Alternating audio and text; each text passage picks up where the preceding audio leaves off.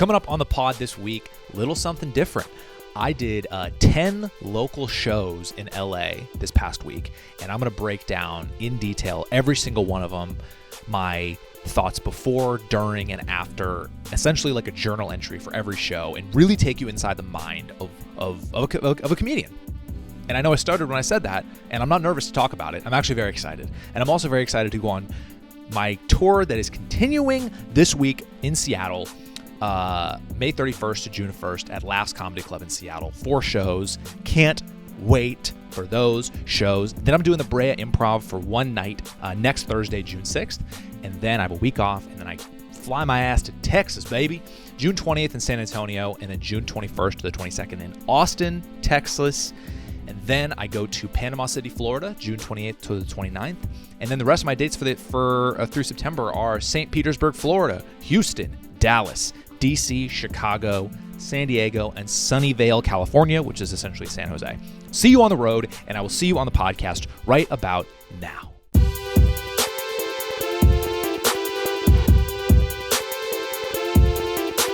What's up, everyone? Happy Wednesday, I guess? Is it happy?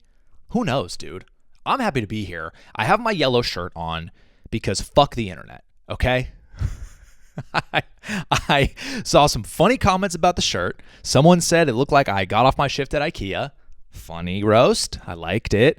But then I had some comments that were like the shirt, want the shirt. A couple other comments that were like, hey, that shirt sucks. You're a dummy. And so I left it up to the internet. I posted about it and I said, hey, what do you guys think about the shirt? And 60-something% said, no, we don't like the shirt. But that made me want to wear it even more. So I wore it this week. I like the shirt, okay? It's a little something different. I like a yellow shirt. Even though a lot of people also said it looked like I am the new host of Blue's Clues, that's a compliment, bro. I love Blue's Clues. Anyways, in my yellow shirt, shout out to you guys for being here. Please subscribe to the pod. I'd really appreciate that. Or just the channel. It's me. You're subscribing to me. So that would be really nice if you did that. It's a slow climb on YouTube. I want to do something every week now. I want to do a YouTube comment shout out. I want to shout out a nice YouTube comment or two, just to incentivize you to comment more and help the algorithm. But I just want to shout you guys out. Well, first I want to talk about so I talked about the Nashville show last week, the private show I did, and dude, all the guys listened, and I got embarrassed because I was talking about how nervous I was and anxious I was for the show. And, thinking that they could be weirdos, and they're all the nicest guys. So now I feel like I'm an idiot for talking about that on the show. And then they listened to it, which I didn't think about, but they all listened. And even the guy who ran the show texted me and was like, hey, dude, so sorry to hear how nervous you were before the show. And I was like, damn it. I didn't even think about that. I thought this was a conversation. I forgot people listened to this. Anyways, a lot of those dudes commented on the last episode, and they said how what a great time they had and how stoked they were. So it was really nice. But the YouTube comment shout out this week, I want to give to Jeff_Rose. He said, best 32 minutes and 35 seconds on YouTube. Enjoyable, pleasant, and real nice. Thanks, Jeff. I appreciate it. So comment some nice stuff, and I'll read it on the pod. Boom. So like I said at the beginning, got to clear my throat because we're getting serious. So I had, every time I'm in LA, I always do shows. I always do. I would say I average at least maybe 4 to 6 maybe a week. Anywhere from, minimum 3, maximum fucking 10, 12 shows. And it just depends on the week. And what I do with these shows typically is I work out new material. I work on specific jokes I want to make better. And just overall, essentially it's like going to the gym. It's working out. It's continuing the reps. Sure, I've been doing this for almost 10 years, but I still feel like I have a long way to go in terms of growth. So I think it's very important to continue being on stage. If I had it my way, I would be on stage Tuesday through Saturday. If I had it my way. But it's also really hard to get shows in LA. The best case scenario is you work the main 3 clubs. You do the Comedy Store, the Laugh Factory, and the Hollywood Improv. And I'm not really close to doing that. I've done shows there, but not, I'm not regularly performing there. And so I have to kind of cobble together random stage time from other clubs that I love, like Flappers or Comedy Magic Club in Hermosa. And so, but every once in a while I have a week where I have just a shitload of shows. And this was one of those weeks. I think last week I had maybe 3 shows in town, and this week I had 10. I actually had 11, and the Sunday one got canceled. So it was a big week, and it was a very productive week, and it was a lot of ups and downs, and I wanted to just kind of take you guys through each show. And the way I did it is after every show, I came home and basically journaled about it. I wrote all my thoughts down about it. And so if you see me glancing down at my computer, that's basically just because I'm like referencing what I thought in the moment, because a lot of this stuff is like very raw emotions. And I also have to maybe remind myself, because I did 10 fucking shows, I gotta remember which one's which. So I hope this is gonna be interesting for you guys. It's just something a little different, you know? Something a little different on an off week where I'm not on the road. Next week we'll talk about Seattle, but let's talk about some local shows. What I'm gonna do is I'm gonna give you the name, where I did the show, and how much time I did. First show, Tuesday. I did Westside Comedy Theater in Santa Monica, and I was doing a 15-minute set. The show was Neil Brennan and Friends. Now, he does a new material show there every Tuesday, and this other woman named Sarah, she books the other comedians on the show. So he does his thing. He doesn't book people. So essentially, she just puts up another 4 or 5 comics before him, and then he does his thing. And I've done it 2 other times, and I don't know Neil Brennan really at all, but I am a fan of his. I think he's fantastic. I think he has one of the best podcasts out right now, by the way. Listen to that. It's called the Blocks Podcast. It's very much what I wanted to do when I originally wanted to do a podcast. Is kind of what he's doing. It's talking to comedians about the vulnerable, real shit. So I've always been a fan of Neil Brennan, and so I've done his show a few times, but he very much keeps to himself. A lot of his kind of older comedian friends are also on the show, so he doesn't really know me and he hasn't really talked to me much before, but I've always just been such a fan of him. So every time I get an opportunity to do the show, when Sarah books me, I'm stoked because I'm just such a fan of his, And but this week, Neil wasn't on the show, so it was essentially just like Neil Brennan's friends. So I was one of them. And the room, this Westside Comedy Theater, it's a room in Santa Monica. And I know I've talked about this on the pod before. I don't know if you guys would remember, but for some reason, this area of LA, Santa Monica, it's a very kind of upscale, wealthy, young area. And I don't really do well there sometimes. I don't know what it is about the demographics or the people, but I just don't like crush. I always do fine. And it happens all the time. Especially in this club specifically, I just never kill there. I always do fine. And so going into the show, I was like, all right.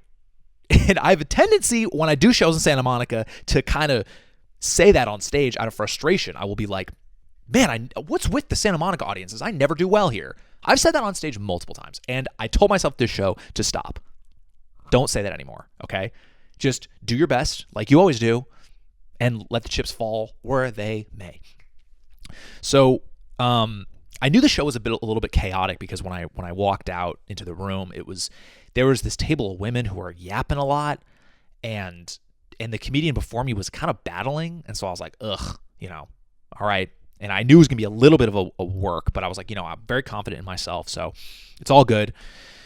And it's a new material show, but I'm like, this is a good show, and Neil Brennan isn't there, but I still want to do well. I'm not going to just fuck around with new material. So the way I structured it was I'm going to do the first kind of 8 minutes of proven material so I can kind of prove myself, earn their trust, earn their respect, and then for the second half of the set, do the new stuff, right? So I get on stage, and I open with my joke about the recorder. If you know it, you know it. And a woman in the front who's drinking wine immediately interrupts me. Like immediately yells out, a reference that I'm going to get to or later in the joke. And I'm already mad because I'm like, shut up. Don't yell things out, right? It's pretty clear. Just don't do that, right? I ignored her, did the joke, ended the joke, which did not hit as hard because she ruined it. And so I turned to her and I was like, and you ruined the joke for me, so thank you, right? And right away, and I've gotten, I don't know what's up with me, man. Maybe I'm just getting angrier with age, but I have such a lower tolerance for people yelling shit out at shows. Maybe it's just because I came off a giant tour where it happened plenty of times. I have such a low patience. So I sometimes will snap and be like, in as funny of a way as possible, tell people to shut up. But it's so hard because you have to quiet someone down while also maintaining the integrity of the show and making it a fun experience for everyone. You don't want to be like you're a principal yelling at a kid and then the whole class feels weird, right? Or you're at a friend's house and the dad yells at your friend and you're like, this is awkward, right? So basically she yelled out and I'm like, okay, you ruined the joke. And I'm like, so, is there anything else you want to say? Now's your chance. I don't really want to be interrupted anymore. This is me on stage. I'm like, hey, I don't want to be interrupted anymore. Do you have anything else to say? Let's just say it now. Anything else you want to talk about? And she was like, no. And I was like, okay, there's your chance.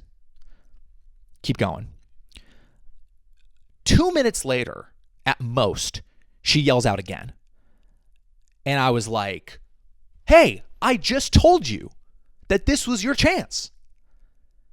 I was like, you just had your chance, right? And she immediately started choking on her wine, which was, you guessed it, karma.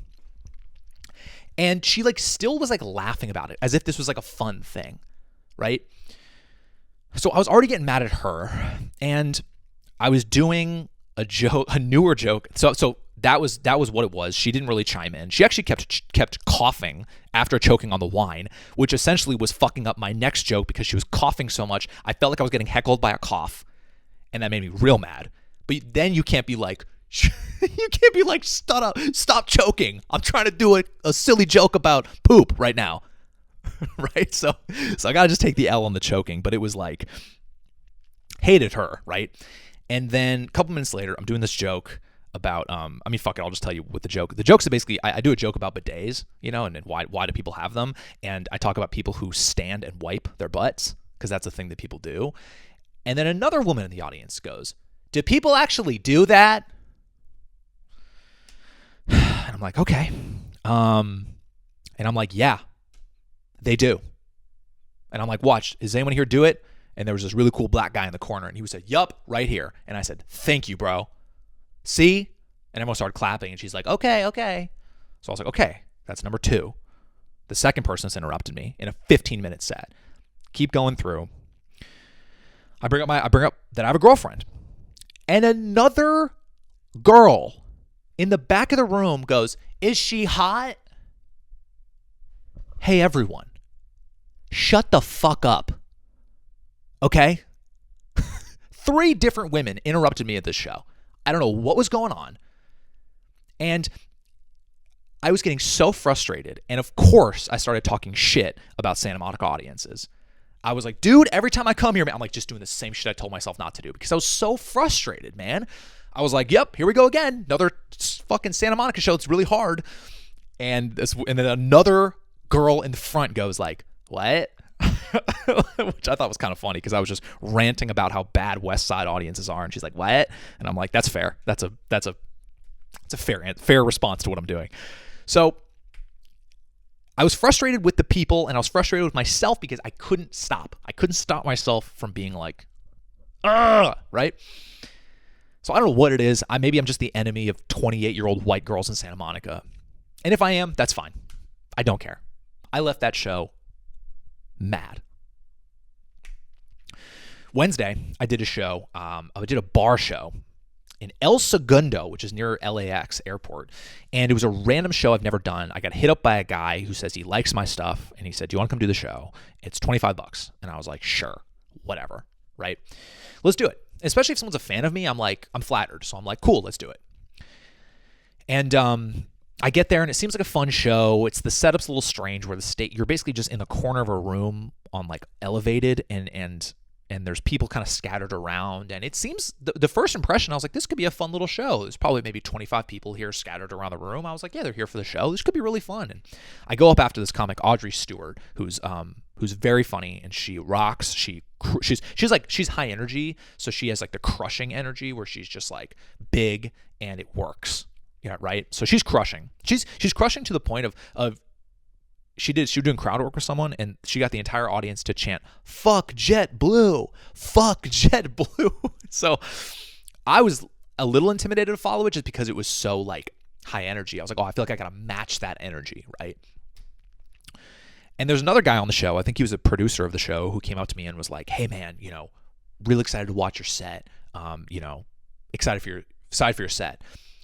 And I was kind of like, well, shit, man, now I feel like I got to like meet the expectations of two people now. The guy running the show and now this other guy on the show are, they like my stuff. So now I'm like, well, shit, I feel like I have this pressure to like prove that I'm good. So that was a little in the back of my head. And the host brings me up, and there's this moment at shows, especially in bar shows, where the turnover happens, where the other comic leaves and the other comic gets on, and it's like that's people's cues to like get up, move around, and go to the bathroom or do whatever or talk to each other. So there's just this minute where I get up there and it's just like chaos, and I'm like, no one's listening. People are getting up. I have to like rope them back into the show again, which is awful because like Audrey before me was killing. So it's like I know they're capable of being a good audience, but now there's just so much commotion that I'm like, ugh. And I have some riffs planned to go over my set, just some funny observations about the show. Like none of those worked. The audience was just like not. They were looking at me like I was an idiot. They were looking at me like as if that they weren't just enjoying a show, right?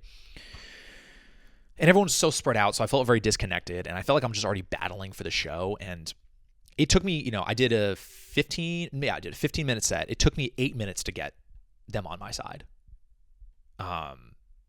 Like for real, half the set, I was like kind of bombing until like halfway through them, that they're like, oh, okay, I guess this guy's kind of funny once they settled in, right? Again, there was like this table next to me that was just like talking so much. And at one point they said something nice, and I was like, oh, well, no, you can't be nice now. You've been yapping through my whole set. And everyone like cheered and laughed at that. So I really got the room on my side, and I get the light, which if you've ever heard that term, when you get the light, it's when the host or the sound person flashes a light at you, and that often means you have a few minutes left. In this show, it was like I think I had 2 minutes left, right? So I got the light, and I was like, all right, let me try to finish strong with one of my best jokes. And I'm doing one of my best jokes, and in the middle of it, a woman from that table yells out and fucks up the joke. And I'm just coming off of the Santa Monica bullshit, so my tolerance is so low. When she yells it out and messes up the joke, I was like, I told her, I was like, really? I was like, you couldn't let me have the last 2 minutes? Because I even said before, I was like, oh, I got the light. I got 2 minutes left. Let me do something good. And like, she couldn't let me finish that. And I was like, really? The table that was yapping, I was like, you couldn't let me have it. You couldn't let me have the last 2 minutes, really? And I'm like yelling, but they're laughing, and the tone is fun. I'm not like actually upset. Well, I am, but I'm hiding it well. So it's like, I'm like jokingly mad. I finish the set. It goes fine. And then I noticed that like both of the producers of the show are like kind of like colder to me after. Like the host guy was like, oh man, so good to meet you, blah, blah, blah. And after the show, he was like, yeah, have a good one, man. And then the other guy who came up to me during the show was like, yeah, gave me like yeah, good job. And it just made me so annoyed because I was like, dude, fuck this shit, man. Why am I doing these shows? Why am I doing these stupid bar shows where they can be so hard? It's like, I almost was so frustrated where I'm like, I don't need this. I don't need to be doing these shows for $25, right? It somehow made me more mad than the last show. And I think it was mainly because another woman interrupting me. It was just like, I don't know what else I can do. People just keep interrupting me this week. And it's been a week, still haven't gotten paid for the show. So that's cool. It's $25 and I don't care about the money. It's the principle. Pay me, right? I'm big on principle. I'm big on right and wrong. You guys know me. Oh man, I got to speed up. We're only 2 shows down. Wednesday, I did Ha Ha Comedy Club, 12-minute set. After those shows, Tuesday, Wednesday. This is Thursday. I'm sorry if I misspoke. This is Thursday. After the shows Tuesday and Wednesday, I was in a bad vibe. I wasn't feeling good. I posted a clip on Tuesday that I was a little insecure about, and sure enough, it didn't hit, and so that made me even more annoyed. So I just wasn't into a good headspace going into the show. Just was in a bit of a low, and that happens. No matter what profession you're in, no matter what career you're in, you're just going to have those moments. And I had one of those days where I was just kind of bummed. And I go up first on the show. It's the host and then me. And during the day, my buddy Mark Hayes, who runs shows in LA, he actually asked me if I want to do a spot at the Hollywood Improv at 9:30, which I was very stoked about because I don't do a lot of shows there. And when I get the opportunity, I'm very excited. So I had that show at 9:30 and now I had Ha Ha at 8. And so I requested to go up early so I have time to make it to the Improv, right? So I was very excited when I have 2 shows because I like having 2 shows. It gives me, I feel like if one goes a little weird, I have time to kind of redeem myself and have a better show, right? So haha was, I would say it started pretty good. I'm trying to work on this new set still, a lot of these jokes where, and I've talked about this before, if you're new to the show, I'm trying to do this thing where it's like I have this set that I'm touring with, that'll be a special, but then I want to work on the other material that I have, whether it's older stuff that I'm bringing back or new stuff, so I kind of can have material prepped for when I put out a special. I already have new jokes to give an audience, right? So that's what I've been working on. And opening a set is always really hard for me. It was hard for me early on. I could never figure out how to open a set because it's so weird to walk on stage and just be like, here's a thing, and it's like that first minute is so important. So I've always found it really difficult to start a set out. And so I tried to open with an older joke, and it worked kind of well. So I was pretty stoked. And then I kind of started losing them in the middle. I was doing kind of like bathroom humor, silly shit, and they were kind of pulling back. It was almost like an older crowd that didn't want that type of vibe or something. I did a couple more jokes, and I'm just kind of like doing okay. And it was one of those sets where I think objectively I did really well. But I was like, it was just another set where I was like, ugh, that was fine. And now I'm kind of back in the same vibe of just being kind of bummed. It's like I had 3 sets in a row where I was like, ugh. And, I'm taking some risks. I'm trying some other material out that's not as proven. And that's going to happen. But I was just not feeling like myself up there. It was in a bit of a funk, and I don't really know what it was. But I knew I had another show, so I was excited. I was doing 15 minutes at the Hollywood Improv, and I had some time in between the show because I went up first. So I went to say hi to Kaylee, and I'm really glad I did that because whatever that moment was, it like snapped me out of the funk I was in. I don't know why. I mean, obviously because I love her and love spending time with her, but it was nice for me to be outside of my own head for like an hour. I think if I had not seen her, I would have carried this weird energy into the improv. But for some reason, I was like out of it, man. I was out of this self-criticism, bummed vibe. I was just like kind of like, all right, let's go. Let's do a good job. And I get to the improv and feeling much better. Mark texted me a lineup change where I'm going to go a little bit earlier on the show. And I thought I was going to have to follow this comedian, Ken Flores, who I don't know if you guys know who he is, but he murders. I've watched him at the improv, and holy shit, do they love him. He, again, crushing energy. And he is a beast. He's one of the kind of up-and-coming dudes who is just a beast. And so I was going to have to follow him. And I was like, ugh, fuck. All right. But you know me. I'm never going to shy away from a challenge. I followed Theo Vaughn in that room. It's like, if I can do that, fire me up. Let's go, dude. Turns out I get to the room, and they actually canceled. And so now I'm following my friend Noel Miller, who I talked about last week, who was at Zany's, and didn't hit him up because I felt weird about it. And so it's Noel Miller, me, and then Amir K closing. And I was originally going to close the show, which is kind of a hard spot because it's like, that's a late night. You're the last comedian. People are tired. They want to go home. But now Amir K is closing, so I'm not even closing. So it's like the perfect spot. And I was really excited about it. And also, I do want to shout out Amir K. He is, I think, my favorite comedian to watch. And if you don't live in LA, you probably haven't seen him as much. But if he ever comes to your town, go see him. He is one of the most naturally funny, silly comedians and makes me laugh out loud every single time. He's just one of a kind. So, especially if you live in LA, he does like hours at the Improv or maybe Irvine or something. Go see him. Trust me, he is so funny.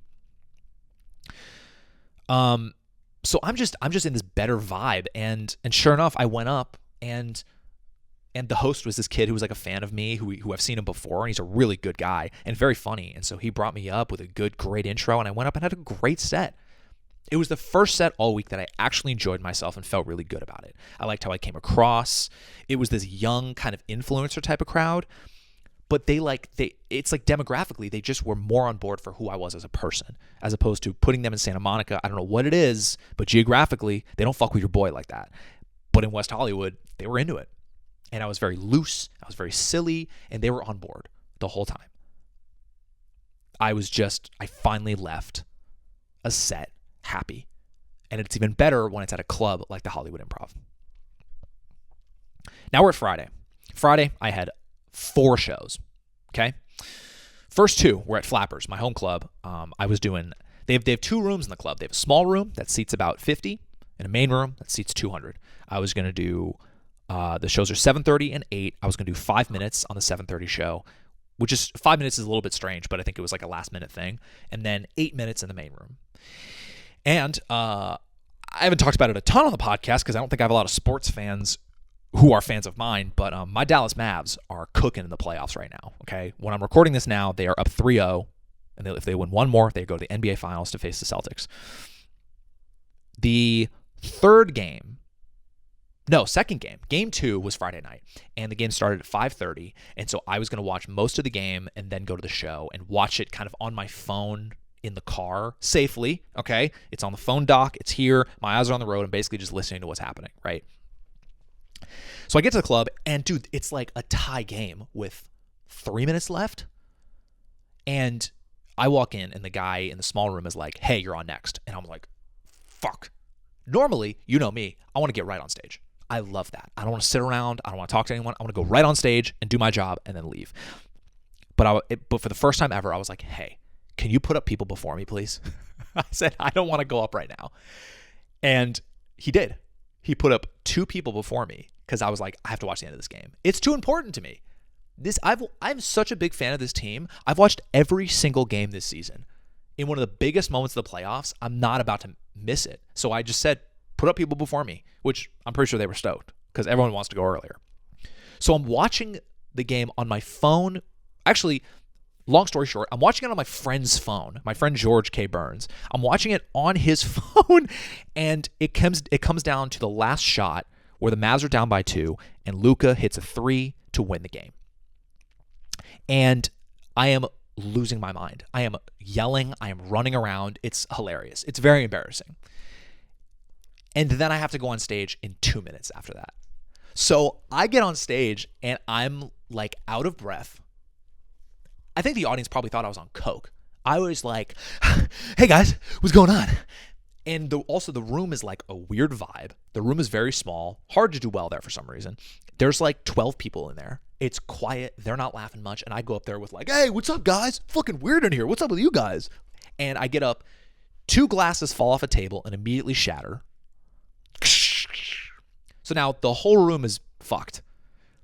It's so small that it's like, it's so distracting that they now have to clean up the glass. The staff has to come in and clean up the glass. And I'm still playing to like the 10 other people in the room. But they're all so distracted, as am I. But I had to just barrel through to do this 5-minute set. And I didn't do very well because I was like distracted from the game. The glasses broke. The room was weird. I was like, get me out of here. So weird. Not a good set. Got a few laughs. But the glasses breaking was like, hey, Mazel Tov. Can we do this before? So I run over to the main room, and I had like 5 minutes before I was going to go on stage, and it was packed. And I was going to bring up jokes. I was going to do jokes that I haven't done in a long time to try to bring them back to see if they're funny, to kind of try to put them back into this new set. Because a lot of jokes I've had in the past, I've tabled for whatever reason, just because it's like, oh, this joke doesn't really fit in my set, or I don't think this is very funny, but it still gets laughs. Let me just kind of put it to the side. And so I brought back some of those jokes. And I wasn't like, when I went on stage and I did well. I did objectively well. But I was frustrated because I wasn't prioritizing the work. I wasn't focused. I wasn't in the moment. I was still distracted from the game and also this weird glass breaking set. I was just not my present normal self. And the crowd rocked. And you know, some of the bits that I brought back that were older, they were kind of clunky and they didn't work super well. And that made me annoyed because I was like, oh, what a opportunity that I had that I felt like I almost kind of wasted.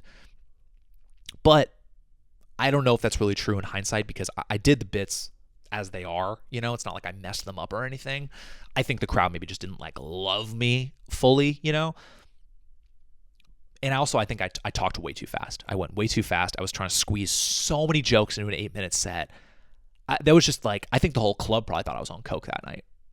It was a lot, and I wasn't very happy with how I presented myself. And again, did great, but I was just like, nope, not who I want to be on stage.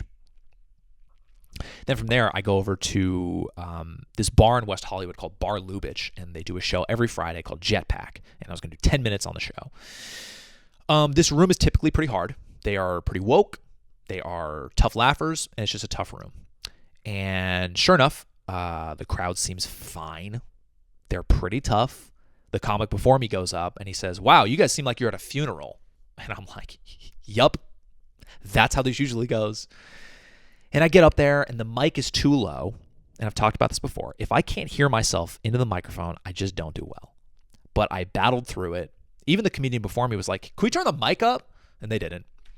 So I was like, all right, let me just barrel through it. I thought the crowd was really lame. They didn't want silly or high energy. I don't know what the fuck they wanted. Maybe they wanted some just woke, smart, mic in the stand, political humor. I don't know what they wanted, but I did very okay, which I typically can do in that room. And I just got out of there. I was like, all right, yep, that goes how it usually goes.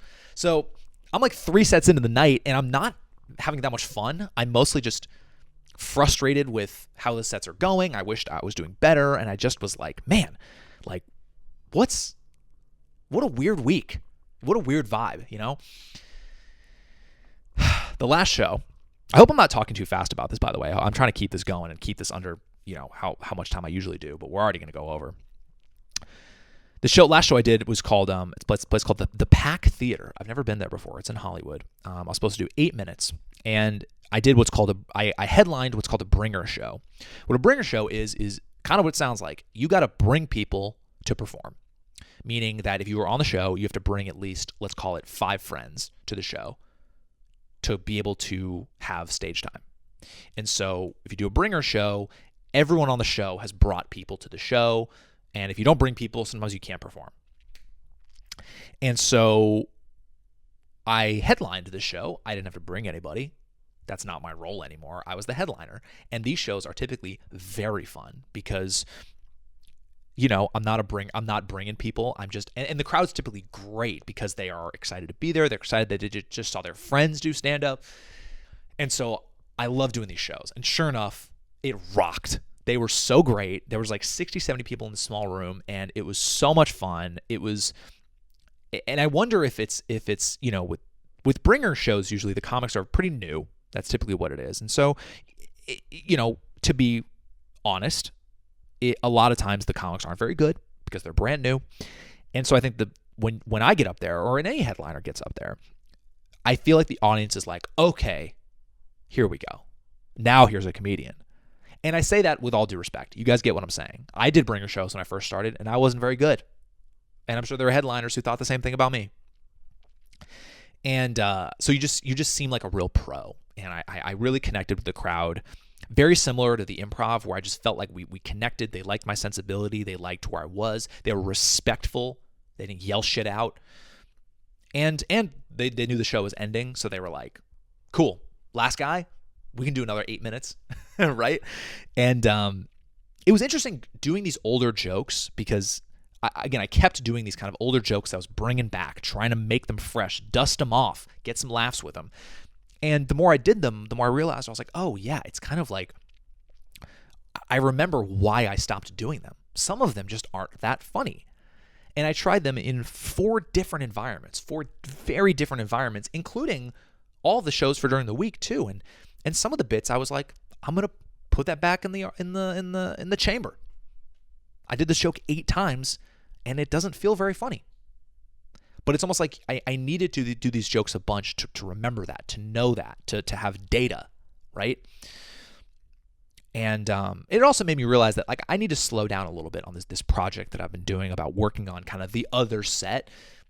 It's almost like I'm doing the other material so much that it feels like I'm acting like I have a special coming out and I need to headline with a brand new set immediately. When in reality, I have no plans to shoot a special anytime soon. So what the fuck am I doing stressing myself out? If anything, what I'd rather do at this point is chop off maybe half of the new set that isn't that funny, keep the half that is, and then try to put in brand new stuff, work on brand new ideas. And so I'm really forcing myself to sit down and write and prioritize working on brand new material because some of these jokes are from early on in my career, and it's like I'm funnier than that. And I'm oftentimes doing them the same ways. And so it can be hard when you're in so in the rhythm of doing a joke. It's really hard to think of another way to do it because the joke becomes muscle memory. And so you're just kind of doing it, oh, this is how the joke goes. And I have to kind of force myself to think outside the box and try to find some sort of new and fresh take on the subject, right? So again, that's the challenge now is to if I'm going to bring these old jokes back, it's like elevate them, make them crush. But the process takes time, and I got kind of impatient this week. The last shows I did, luckily, were at the Comedy Magic Club, which is just an amazing club. I love it there. I consider it one of my homes. I love the staff. Everyone's so cool. I went to a fucking Clippers game with the booker. It's like, I love this place. I did 2 shows there. They have two rooms as well. The small room. I don't know. By the way, I'm glad I'm wearing a yellow shirt because I am sweating so much right now. I am dripping sweat, and I feel like if I was wearing any other color, you can tell. But shout out to the IKEA shirt, bro. I am gross right now, and you can't tell. 2 rooms, the Comedy Magic. I'm gonna close this out. The small room has about 80 people, and then the big room has about 250, I think. And so I just wanted these shows much more relaxed. I didn't want to take as many risks because this is a top-notch club that's almost always sold out. And it's a hard place to get into, so I don't really want to fuck around with these spots, right? I try to be very methodical about what I want to do. So I didn't work on much. I kind of, brought back one older joke that I'm trying to make better. The small room is typically pretty tough because that show is at 6 p.m. and then the main room shows at 8 p.m. Both shows I'm doing 9 minutes on. Small room can be very tough because it's very early, 6 p.m., and oftentimes it's an older crowd because they want to be, going out at 6 p.m., home by 8:30, in bed by 9. Cool. It's like the early bird special for comedy, right? And so, but typically that room can be kind of hard. Too early, too old. But sometimes I have better shows in that room for some reason. I don't know what it is. Sometimes I can be better in a smaller audience than a bigger audience. Couldn't tell you what the reason is. Maybe just because I'm more relaxed. Because a big sold out big room, you're like, right? Kind of getting caught up in the moment. But I did well. Overall, a good set. Nothing I was crazy pumped about, but I had some good moments, and it was kind of like cool. I'm not mad. No one yelled at me. It was just like cool, getting back into the flow of how I usually am on these local shows. So with the shows being at 6 and 8, what I usually do in between is I go walk around by the water because it's in Hermosa Beach, which is an area of LA where it's right along the coast, where you're right by the ocean, and so there's a bit of like a boardwalk pier situation. So I like to walk along the water and work on jokes and work on my next set. And so for the main room, I really wanted to bring back the jokes. I used to do a bunch of jokes about the gym, and part of the joke would really crush, and I just kind of stopped doing those jokes because I didn't need to do them, and I want to save them for kind of the next set, just because I didn't need to put them in my first special. So I wanted to bring them back and do them for like the first time, and I was a little bit nervous to do them at this club because I was like, I haven't done these jokes in a while. How are they going to go? And I popped my head in the main room to see what the vibe is like. Still unsure of my game plan. And this is before I worked on my set, and I see this big buff dude in the front row off to the right so everyone can see him. And I saw him and I was like, shit. Well, now I have to do the gym jokes because this is like, the universe gave me this perfect setup. Because I can be like, hey, you're big as shit. You look like you go to the gym. And then we're off. So I saw that and I was like, all right, man, let's dance. So sure enough, I went. I spent. This is being a comedian right here. I spent 30 minutes in an alley, timing out my set, talking out loud to myself, making sure the jokes will line up, making sure the transitions make sense, make sure I'm not going to go over my time or do too short. I would love to come up here and be the cool guy of like, yeah, I don't worry about the timing. I got it. Once I get the light, I know what's up. No, dude, I like to have my shit timed out so I'm not up there being like, okay, I need another minute. What should I do? It's like, nah, bro, my shit's all worked out. So by the time I get back in, I almost go right on stage. I get out there and I basically ended with the gym jokes, and they just crushed. They did really well. They were hitting hard. It was almost felt like I had this new joke energy where I was like, excited to do them again. I was excited to it felt like a new joke because I haven't done it in so long, especially in this big of a room. I was stoked, and I was doing big act outs, and I ended this big act out. I got some claps, and I said, there we go, baby. That's what I wanted. Goodbye. Thanks for having me. And it was a great way to end. I did 10 shows this week. I learned so much. It was the gambit of just the highs and lows, and just this is just really what it feels like to be a comedian who gives a fuck. Because a lot of people would just do 10 shows in a week and they work on the same set, or they do crowd work the whole time. It's like, dude, I'm on a mission every show to not only get better, but learn something or grow in some way. I take these opportunities very seriously, especially in a week like this where I can really get to work. And I'm a little comedied out right now, to be honest. I'm a little tired. But it was such a productive, helpful, and just creative week for me that I'm really grateful for the opportunities. And I've put in a lot of work to be able to have 10 shows in a week. Plenty of ups and downs, but it's all part of the ride. I appreciate you guys going on the ride with me. Let me know in the comments if this is something you enjoyed, because maybe I can do this again sometime. Next time I have a lot of shows in town. Little diary, little the LA Diaries. Ooh, that's a cool name. Damn, maybe I should name the episode that. I was gonna name it 10 shows. Maybe I should say the LA Diaries. That seems too serious though. Anyways, please comment, leave some comments. I'll always shout out the ones that I like, and please subscribe. I'll be back next week with a whole new pod about the shows in Seattle, dude. I'm really excited, and so please come to those shows. The week you're watching this, they're this weekend, Friday, Saturday. And yeah, dude, that's the podcast. Have a good rest of the week. I'll see you next time.